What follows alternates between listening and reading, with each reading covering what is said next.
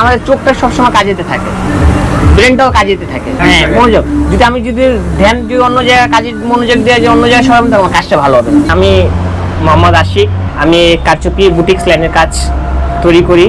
3 piece জামা, শেরওয়ানি, পাঞ্জাবি এগুলি কাজ করি আমরা। এই উঠালাম, ঠিক আছে, একটু বড় বড় উঠাইতাম। এই একটা টপ কত তাঁত উঠে, এটা এমনি উঠাইতে হতো আমার, মানে ফাইসা যেত, আবার ছাড়তো, আবার ফাঁসতো। আমরা বিহারি, আমাদের কোনো চাকরি নিয়ে গেলে চাকরি আমরা পাই না, ঠিক আছে। যে কোনো যদি কোনো জায়গায় অফিসেও চাকরি করতে যাই, তো আমার 18,000 টাকা বেতন পড়বো, তারপরে অনেক ভেজাল আছে, এটা না দো, এটা না দো, ঠিক আছে। তো আমরা দেখলাম এটা আমার যত এই লাইনটা আমার আছে হাতে, তো এই লাইনটা আমি এই লাইন দিয়েই আমি চলতে পারতেছি, জানি কোনো রকম, যেন ওরকম কাজ করে। যদি বেশি অর্ডার থাকে রাত দিন, যে 8 ঘন্টার জায়গায় যদি 15 ঘন্টা ডিউটি দিই, 14 ঘন্টা ডিউটিতে আমার একটু 1000 টাকা 1200 টাকার মতন হয়ে যেতেছে।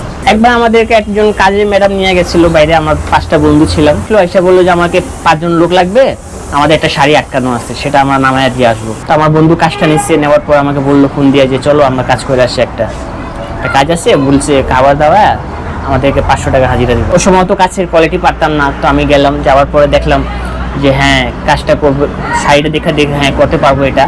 তো আমরা সবাই 5 জন মিলে কাজটা ফ্রেমে লাগালাম, লাগানোর পর ওখানে ফ্রেম সব ছিল। তো ম্যাডাম বললো যে তোমরা যে আসলা, এখন তোমরা কি হিসাবে কাজ করবে এটা? তো আমি বললাম এটা আমরা কি হিসাবে, আপনি কি হিসাবে কাজ করবেন? আমি যদি হাজিরা হিসাবে কাজ করেন তো হাজিরা হিসাবে কাজ করতে পারি, যদি কন্ট্রাক্ট দিতে চান তো কন্ট্রাক্টে আমরা কাজটা করে আমরা যাবো।